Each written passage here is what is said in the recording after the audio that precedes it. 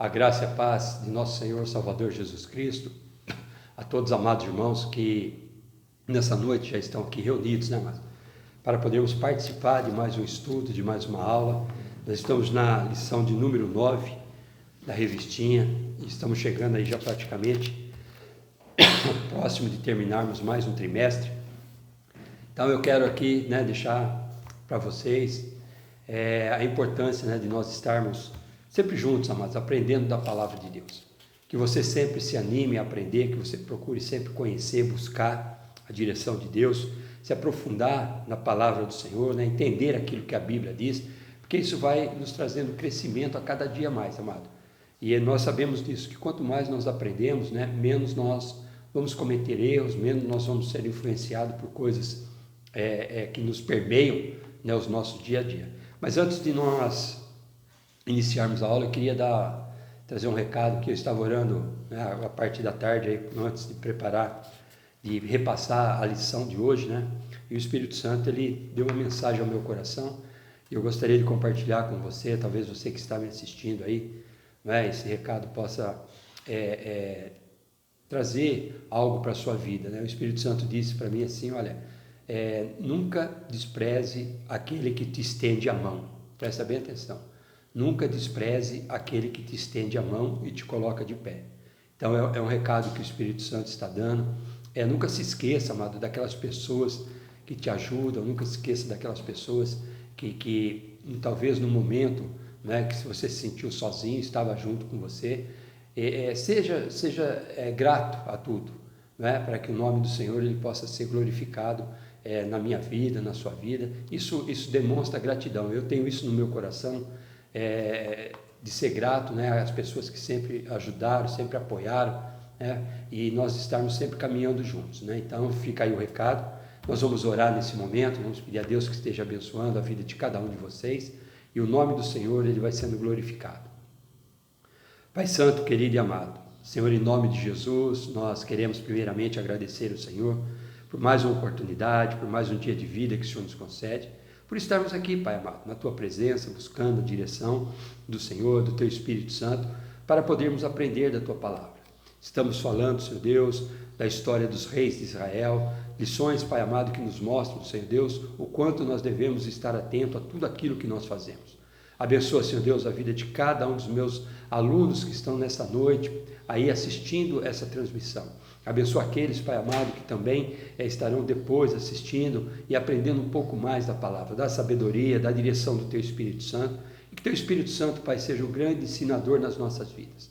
Fala conosco, Pai, fica conosco, abençoa cada lar, cada família. Senhor, traga alegria e paz ao coração dos Teus filhos, e assim o Teu nome será glorificado. Por isso eu oro e agradeço, em nome de Jesus.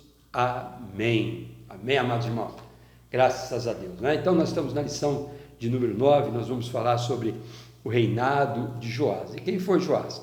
Joás foi um dos reis que sucedeu, deixa eu voltar aqui a lição atrás, que ele sucedeu o seu pai, Acasias, que era rei de Judá. Então, Joás é uma história muito interessante, a história de Joás, que ele se assemelha muito à passagem de Mefibosete, porque quando Acasias foi morto, Atalia, que era a avó de Joás, começou a matar todos os herdeiros, amados. E uma tia de Joás pegou Joás, que era novo, praticamente com 1 ano de idade, e escondeu esse menino para que ele pudesse crescer, para que ele não fosse morto naquele momento. E com o passar do tempo, Joás ele assume aí o reinado, o trono do seu pai, ele toma a direção das coisas. Atalia, ela é morta, ela acaba sendo morta, e Joás ele acaba agora sendo assumindo, sendo o herdeiro do trono. Mas o sacerdote estava com ele, cuidando dele, orientando ele, porque uma criança de 7 anos de idade, porque só depois de 7 anos que ele começou a ser colocado como rei, uma criança de 7 anos não tem condição de poder decidir nada, mas havia um sacerdote ao lado dele ali, orientando, ajudando, e houve um período muito bom na vida de Joás, em que ele obedecia à voz de Deus, em que ele obedecia às orientações do sacerdote. É interessante nós olharmos para o livro de Reis, porque muitas vezes você abre o livro de Reis, você vai ver a história e no final da história estava escrito assim, olha, e fez o que era mal aos olhos do Senhor. Poucos são aqueles que fizeram o que era bom, porque se desviaram dos seus caminhos. Então isso é um alerta para as nossas vidas, para que nós não venhamos a nos desviar da presença, do propósito do Senhor, para que nós não venhamos a trilhar um caminho diferente daquilo que a palavra nos ensina, e sermos, amados, perseverantes, sermos firmes, né? Sermos, como a pastora Ludmila Feber fala, inabaláveis na presença do Senhor. No domingo, Juliano esteve pregando e falando sobre convicção, né? Sobre fé, sobre firmeza, e é isso que nós precisamos ter, e é isso que muitas vezes tira a pessoa da presença do Senhor, não é? E aquilo que era para ser vitória na vida dela, aquilo que era para ser bênção de Deus, acaba se tornando um grande problema, por se desviar da presença do Senhor. Então nós vamos ver sobre a história desse rei Joás, né, tudo o que aconteceu e as decisões que ele tomou, né, que vieram agravar o seu reinado. Texto áureo hoje: não te desamparem. Olha, presta atenção, amado, no que diz Provérbio 3, versículo 3 e 4. Não te desamparem a benignidade e a fidelidade. Olha, benignidade e fidelidade. Ata-as a teu pescoço, escreve-as na tábua do teu coração, e acharás graça e bom entendimento aos olhos de Deus e dos homens. Olha que recomendação Salomão dá aqui no livro de Provérbios, que nós devemos andar, amados, sempre buscando benignidade e a fidelidade, estar juntos conosco. E nós vimos, né, no domingo passado, no domingo que se passou, Juliano falando muito sobre essa questão de fidelidade. Fidelidade, além de nós sermos fiéis, nós temos que ter fé, ela está atrelada junto com fé. E benignidade, o que é ser benigno? Né? Ser uma pessoa generosa, ser uma pessoa bondosa, e é um dos frutos também do Espírito Santo, não é? Quando nós vemos os frutos do Espírito Santo, nós vemos que a benignidade está no meio. Longanimidade, benignidade, temperança, domínio próprio, mansidão, amor, tudo isso fazem parte, né, dessa subdivisão do fruto do Espírito Santo sobre as nossas vidas. Então, Provérbios, ele nos dá essa orientação, olha, não te desamparem, quer dizer, não perca isso, né? A benignidade, não deixe de ser benigno, e a fidelidade, não deixa de ser fiel, sabe? Vamos buscar sempre estar honrando os compromissos, buscando ter uma vida de retidão diante dos olhos do Senhor, porque isso vai trazer para a gente saúde, isso vai ser bênção para nós, e o Senhor vai estar cuidando, porque olha o que diz aqui no final: e acharás graça e bom entendimento aos olhos de Deus e também dos homens, né? Olha que coisa maravilhosa que a palavra de Deus está nos dizendo nessa noite. Leitura bíblica em classe, nós vamos ler 2 Reis 11, do 1 ao 3, depois o 12, do 1 ao 5, e o versículo 17 ao versículo 21. 2 Reis 11, diz assim: vendo, pois, Atalia, olha só, mãe de Acasias, que seu filho era morto, levantou-se e destruiu toda a descendência real. Então, nós estamos vendo aqui, ó, a Atalia, que era mãe de Acasias, quando Acasias morreu, né, a Atalia, ela tomou a direção ali e acabou matando toda os herdeiros que poderiam ser possíveis herdeiros ao trono, para que ela pudesse tomar conta do reinado ali, né? Então, esse já foi um dos pontos aqui tristes que estavam dentro da história de Joás. Mas Jeosebá, filha do rei Jorão, irmã de Acasias, olha só, que é a tia de Joás, né? Tomou a Joás, filho de Acasias, e o furtou dentre os filhos de Acasias, e o furtou dentre os filhos do rei, os quais matavam, e o pôs a ele e a sua ama na recâmara, e o escondeu de Atalia, e assim não o mataram. Então a sua tia, quando viu que a avó estava matando todos os herdeiros ali, né, os possíveis herdeiros ao trono, ela pegou essa criança, pegou a sua ama e escondeu. Ficou escondido numa recâmara, né, num quarto, num lugar separado, para que aquela avó não pudesse, né, chegar até o menino. E Jeosebá o teve escondido na casa do Senhor 6 anos, olha.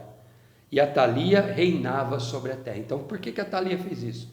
Para poder chegar ao trono, né? Mas só que a sua tia escondeu, né, Joás, e esse menino foi crescendo escondido, né? Passaram-se ali mais de 6 anos, olha, quando quando ele diz aqui, olha, e ela escondeu por 6 anos, e Atalia reinava sobre a terra.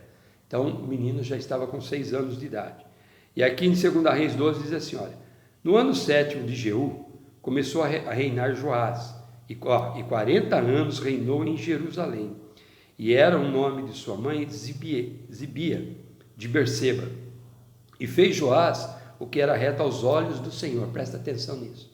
Fez Joás o que era reto aos olhos do Senhor todos os dias em que o sacerdote Joiadá o dirigia. Então, enquanto Joás era uma criança, ele estava sob a tutela de Joiadá, né? Estava sob a tutela de Joiadá. Então, esse sacerdote instruiu ele a fazer as coisas certas. Ele dava as instruções e o menino foi crescendo, né? E com o passar do tempo, as coisas foram pegando um caminho totalmente diferente.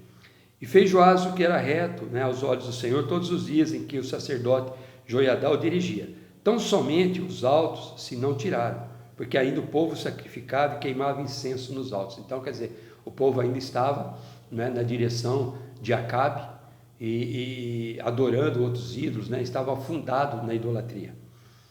E disse Joás aos sacerdotes: todo o dinheiro das coisas santas que se trouxer à casa do Senhor, a saber, o dinheiro daquele que passa o arrolamento, o dinheiro de cada uma das pessoas, segundo a sua avaliação, e todo o dinheiro que trouxer cada um voluntariamente para a casa do Senhor.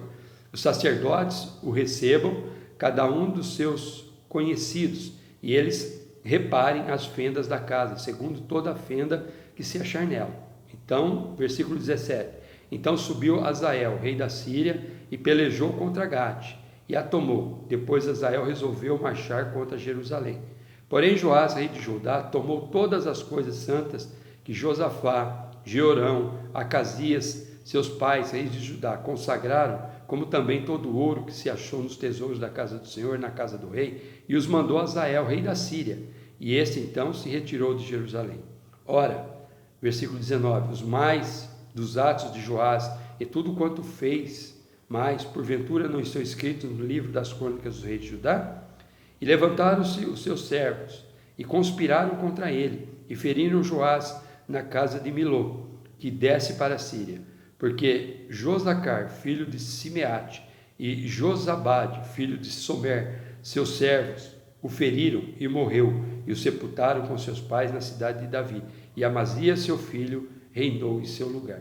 Então aqui nós vemos uma parte que Joás já estava crescido, né? Ele já começa a dar ordem para restaurar a casa, as fendas, tudo que estava em desordem na casa do Senhor, né? Então ele direcionado pelo sacerdote, ele começa a tomar decisões certas. Só que depois, amado, ele começa a se desviar, né? Foi quando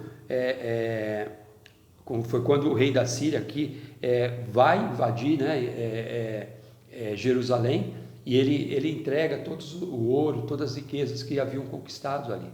Né? E ele acaba se associando ali, fazendo coisas que desagradaram a vontade do Senhor. Por isso, amado, ele acabou sendo morto, né, pelos seus servos ali, e teve um fim muito triste. É por isso que nós precisamos tomar muito cuidado, porque nós falamos muito no domingo sobre a questão de fidelidade, né, de ser constante na obra do Senhor, para que nós não venhamos a desviar o foco daquilo que Deus tem para as nossas vidas e não sermos levados por influências que possam prejudicar o ministério e a nossa caminhada. Introdução. Com apenas 7 anos de idade, Joás começou a reinar.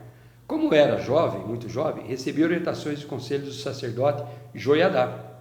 Durante os anos em que foi orientado, teve um brilhante reinado e fez o que era reto aos olhos do Senhor. Agora preste atenção. Porém, como as suas convicções, olha só, sobre Deus não eram suficientemente fortes, após a morte de Joiadá, Joás deixou-se influenciar por maus conselhos que fizeram Judá retornar à idolatria. Então, amados, isso aqui é algo muito importante, eu até anotei aqui na revistinha. Porém, como as suas convicções, né? Como é que está a sua convicção hoje?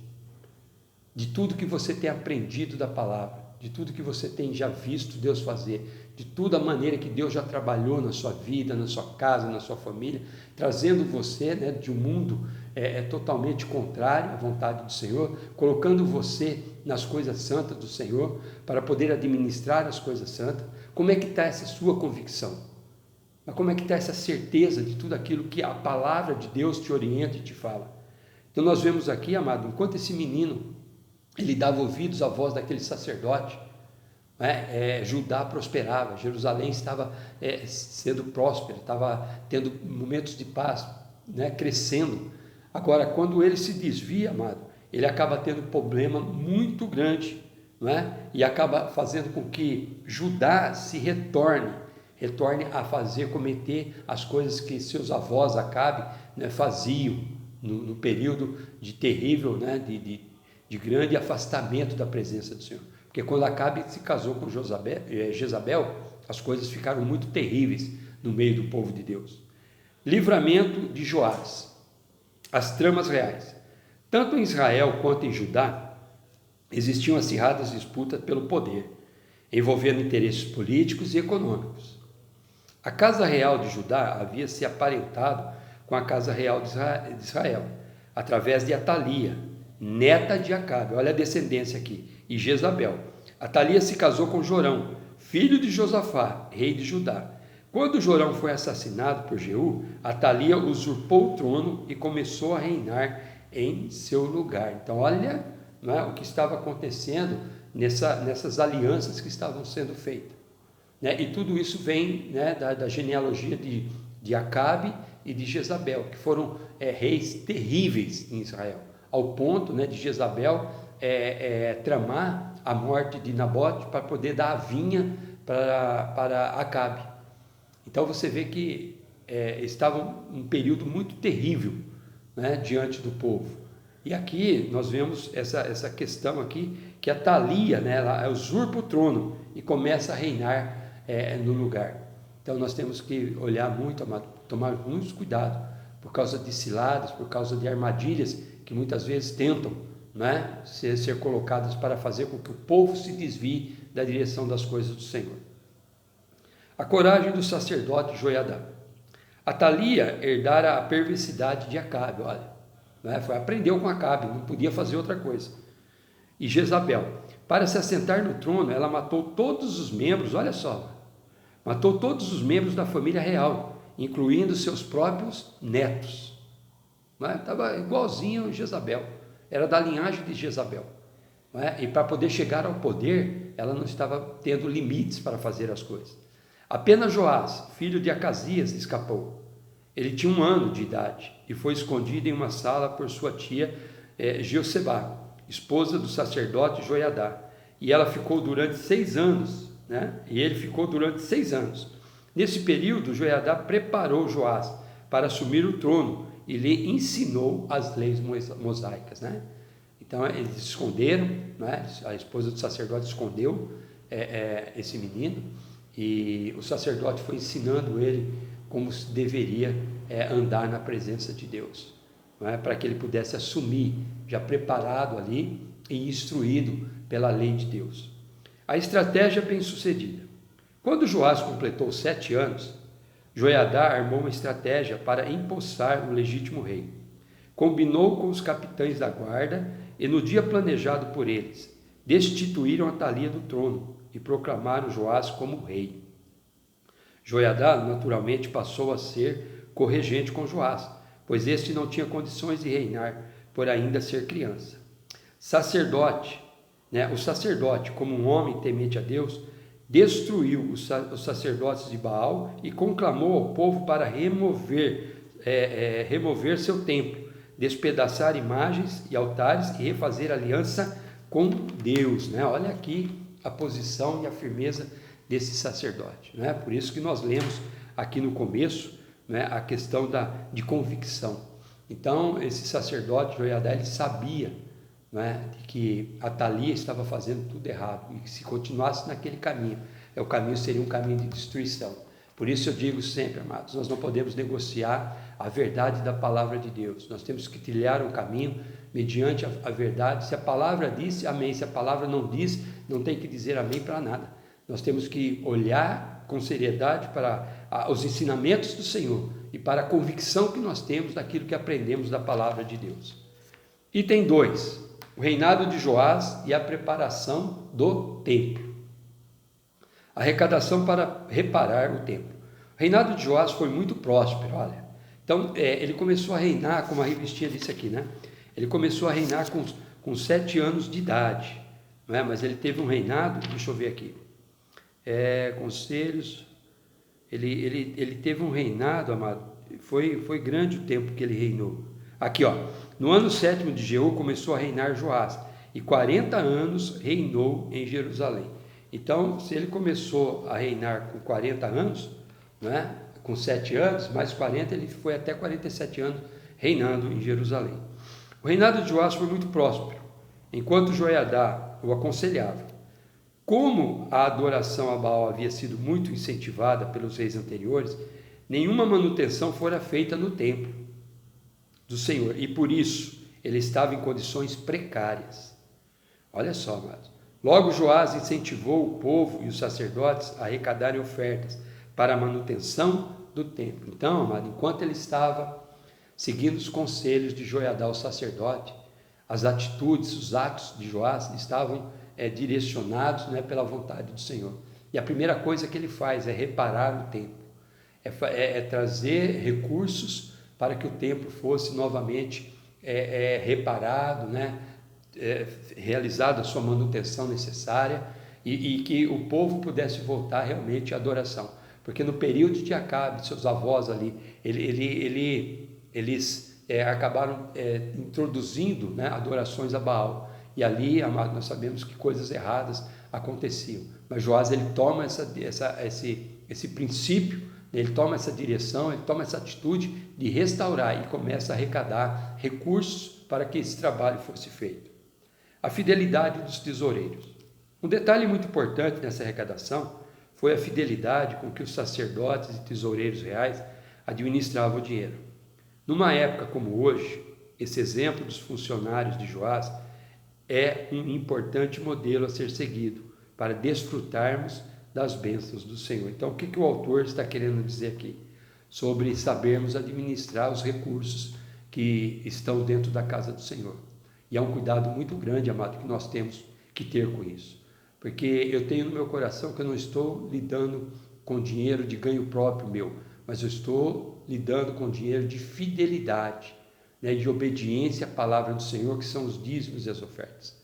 Então, como tal condição que há nisso, nós temos que ter responsabilidades. E aqui é interessante, porque ele designou pessoas, por isso que é importante, amado, nós temos pessoas de confiança junto conosco. Pessoas que andam, né, na mesma direção, pessoas que entendem, né, o caminhar e as dificuldades que há na trajetória toda, e estão sempre dispostas a nos ajudar, estão sempre prontas a estar junto conosco. Então aqui nós vemos esses tesoureiros, né, eles recebiam, né, as ofertas, eles recebiam o dinheiro que chegava, né, e distribuíam para que a obra do Senhor ela tivesse continuidade. Fidelidade, um tributo que enobrece. Então, lembra de domingo, fidelidade está atrelada com fé, que está junto com, nós temos integridade, né? Como é que é a palavra? Deixa eu ler a palavra aqui. A convicção, né? Está junto com convicção. Então, nós temos que ter isso, amado, nas nossas vidas. Então, fidelidade, um atributo que enobrece. Não importa a quantia que está sendo administrada, Deus jamais se agradará de qualquer subtração de valores financeiros ou vantagens pessoais. A palavra de Deus incentiva a prática da fidelidade. Não te desamparem a benignidade e a fidelidade. Ata-as ao teu pescoço, escreve-as na tábua do teu coração, e acharás graça e bom entendimento aos olhos de Deus e dos homens. A fidelidade enobrece a alma e traz respeito a quem pratica. Isso é uma grande verdade, amado. Isso aqui é algo que tem que estar no nosso coração. Eu fico muito preocupado quando eu vejo pessoas tentando tirar vantagem para si mesmo, em todas as áreas, amado. Não estou dizendo somente questão administrativa financeira, estou dizendo em todas as nossas atitudes que temos, não é? Tirar vantagem sobre a vida de alguém, ou querer fazer algo, não é, para poder se exaltar sobre alguém. Então tudo isso, amado, está em desconformidade à palavra do Senhor. E esse versículo de Provérbios, capítulo 3 e 4, ele nos diz muito isso, olha, não te desamparem a benignidade e a fidelidade, ata-as a teu pescoço, escreve-as na tábua do teu coração, e acharás graça e bom entendimento aos olhos de Deus e dos homens. Item 3, a conspiração de Joás, o declínio do reinado. A história de Joás nos revela que ele não tinha firmeza em suas convicções e se deixava levar facilmente por qualquer sugestão. Quando o sacerdote Joiadá morreu, o rei não conseguiu manter-se inteiramente fiel ao Senhor. Passou a adorar ídolos e a confiar em suas próprias forças. As más decisões de Joás e sua desobediência resultaram na falta de prosperidade do reino, na perda de sua confiança em Deus e mais tarde na conspiração e assassinato contra ele. Olha o que uma atitude impensada, né? O que uma falta de convicção faz. Olha só, ele estava prosperando, Joás estava ouvindo os conselhos de Joiadá, né? As coisas estavam caminhando bem, ele estava conseguindo andar em conformidade àquilo que Deus desejava. Mas a partir do momento que Joiadá morre, Joás, ele viu as suas convicções ruírem, ele começou a deixar ser levado por qualquer influência, não é? E aí começou a ter sérios problemas. Olha, ele voltou a adorar ídolos, voltou a confiar em suas próprias forças e tomar más decisões, e sua desobediência resultaram na falta de prosperidade do reino, na perda de sua confiança em Deus e mais tarde na conspiração e assassinato contra ele. Foi um declínio terrível, não é? E hoje não é diferente, irmão.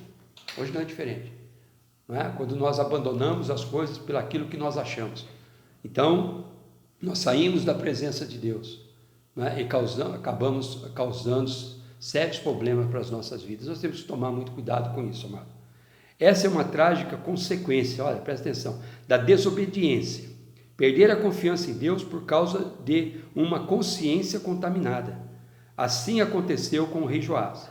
Quando conhecemos bem os caminhos do Senhor e entramos pelo caminho tortuoso, o da apostasia, a consequência trágica é inevitável. Não tem como, não tem como. Você está andando nos caminhos, você está andando na obediência de Deus, você está andando na direção do Senhor e de repente você vira as costas para tudo, não é? Aí você vê que você não tem convicção, que você não tem firmeza, que você não consegue entender aquilo o que Deus está querendo para a sua vida. Então as coisas passam a ser trágicas. Nós estamos vendo isso aqui na vida desse rei Joás, amado, não é? É uma história que está aqui na Bíblia. Vamos para o item 2 do tópico 3, conspiração e morte no reino. A idolatria de Joás teve início após a morte do sacerdote Joiadá. O rei, em vez de seguir tudo que o sacerdote lhe ensinara, passou a tomar conselhos com os príncipes de Judá. Abandonou o Senhor e se voltou aos ídolos. Sua capacidade de discernir estava tão prejudicada que, ao ser repreendido por Zacarias, olha, filho de Joiadá, o matou. O juízo de Deus veio até Joás através do exército sírio, que pelejou contra ele. Após a batalha, ferido, os próprios servos de Joás conspiraram contra ele e o matam em sua cama. Amados, olha que situação chegou Joás, não é? Quando ele foi repreendido por Zacarias, que era filho de Joiadá, porque Zacarias, né, havia caminhado, havia crescido junto, visto seu pai instruir, ensinar o que era certo para Joás, e agora Joás estava longe. O que ele fez, amado? Em vez de ele dar ouvido à voz daquele rapaz, né, ouvir o bom conselho, ele matou aquele profeta naquela época.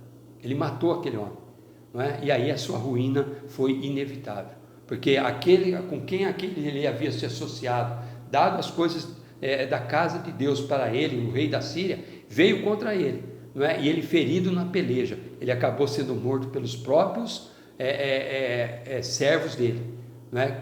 Para poder dar cabo de todas as coisas. Então, um triste fim, amado. É um triste fim, alguém que começou bem, não é? E agora termina mal. Por isso que nós dizemos sempre, não importa a maneira que você vai começar, importa sim como você vai terminar. Isso é muito sério para as nossas vidas. Então eu quero dizer uma coisa para você: nunca abandone os bons conselhos, procure estar junto, procure andar junto em direção às coisas que são corretas. Amados, não somos nós que abençoamos, nós oramos, intercedemos pela vida de cada um de vocês, mas é Deus que vai honrando você em decorrência da sua obediência, em decorrência da sua convicção, em decorrência da sua fidelidade, né? E através da sua benignidade, Deus vai cumprindo tudo isso, porque o Senhor ele tem responsabilidade com a palavra, tá? E quando Deus tem responsabilidade com a palavra, Ele faz cumprir as coisas nas nossas vidas. Quão perigoso, olha só, é abandonar os bons conselhos do céu para buscar os maus conselhos terrenos. Não podemos deixar de discernir as coisas do Espírito, pois a palavra de Deus diz que nós temos a mente de Cristo. Então aqui o autor, né, está nos dizendo que quando nós abandonamos, né, nós saímos do foco da palavra de Deus, amado, a nossa mente está totalmente fora, né, daquilo que a palavra nos ensina, né? Ele diz aqui, olha, não podemos deixar de discernir as coisas do Espírito, pois a palavra de Deus diz que nós temos a mente de Cristo, está em 1 Coríntios 2,16. Então quem tem a mente de Cristo vai ouvir a voz do Espírito Santo, né, e vai caminhar em conformidade à vontade do Senhor e obedecer a palavra de Deus, né? Então aqui é um exemplo terrível, né, de alguém que começou de uma maneira boa, né, chegou até a prosperar, mas pelas suas decisões, pelas suas vontades, acabou se desviando, né, pegando um caminho tortuoso das coisas que Deus tinha para a sua vida, né? Não bastou ele saber que sua própria avó havia matado todos os outros irmãos dele, né? Ele não teve temor no seu coração. Para mim isso, amado, nada mais é do que falta de temor a Deus. Quando nós chegamos a um ponto desse, nós olhamos e vemos que não falta temor, porque quem teme a Deus, né? E quando eu falo temor a Deus, não é ter medo de Deus, porque Deus não vai, Deus não é um carrasco, mas ter respeito, né, por Deus, por tudo aquilo que Deus já fez nas nossas vidas e pelo que Ele ainda há de fazer. Conclusão da aula de hoje. Joás foi levado ao trono por uma ação divina, olha só, organizada pelo sacerdote Joiadá. No início de seu reinado, ele reparou o templo e mandou construir vários artefatos para o ofício sagrado. Porém, após a morte do sacerdote, Joiadá começou a fazer o que era mal aos olhos do Senhor. Passou a adorar ídolos e perdeu completamente a noção de justiça ao mandar assassinar o profeta Zacarias. Seu reino entrou em decadência e ele acabou assassinado por 2 de seus servos, não é? Então, eu queria só comentar algo aqui com você. Esses livros de reis, 1 Reis, 2 Reis, 1 Crônica, 2 Crônica, nos mostra, amado, as decisões, né, muitas vezes assertivas, que alguns reis tomaram. No caso, nós podemos dizer sobre Ezequias, e também, né, da maioria dos reis que tomaram decisões erradas. Então, nós temos que olhar, porque se isso está nos mostrando na palavra de Deus, é que há possibilidade de coisas acontecerem nas nossas vidas, e nós temos que aprender, amado, nós temos que aprender com esses relatos históricos que a Bíblia nos conta, sobre decisões certas que reis tomaram pela obediência, né? Nós podemos ver aqui um pouco sobre a história do rei Saul. O povo pediu um rei, não é? Samuel, ouvindo a voz do Senhor, foi lá, né, e ordenou um rei a eles.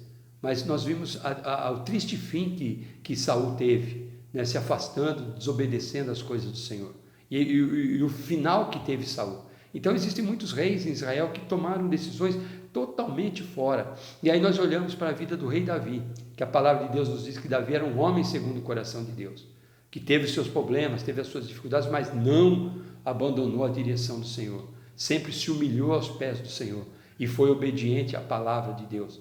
Então nós temos que entender isso para as nossas vidas, não é? Não tome decisão precipitada, seja obediente à voz do Senhor, para que nós possamos prosperar nos nossos caminhos. Amém? Feche seus olhos, nós vamos orar.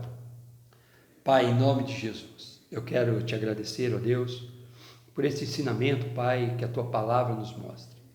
Pelo que nós temos, Senhor Deus, que colocar tudo isso que estamos aprendendo na balança, porque estamos sendo orientados pela Tua palavra. Não é a minha palavra, mas é a palavra do Senhor que nos mostra. E se a palavra do Senhor está nos mostrando, é porque Deus tem algo para as nossas vidas. Pai, que nós venhamos a ser sensíveis à voz do Teu Espírito Santo. Não tomarmos decisões precipitadas que venham nos afastar dos caminhos do Senhor, nos tirar da presença do Senhor.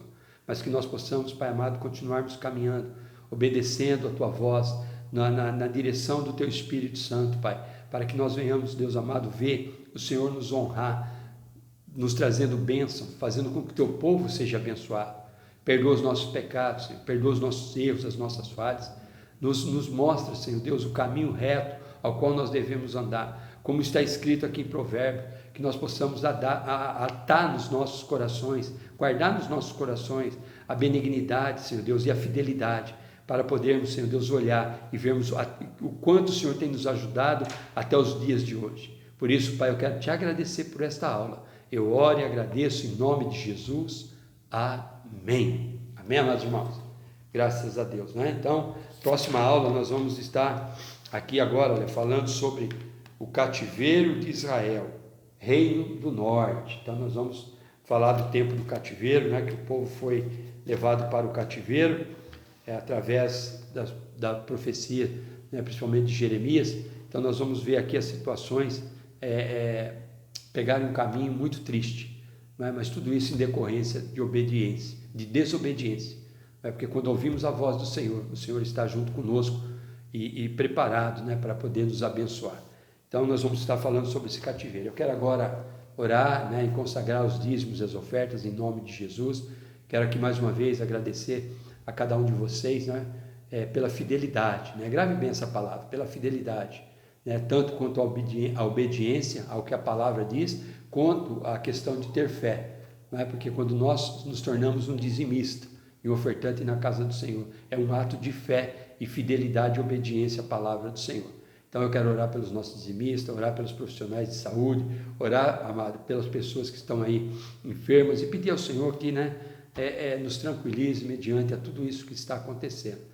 E você que tem um parente que talvez esteja passando por enfermidade, né, que você esteja junto conosco aqui orando e buscando a direção do Senhor.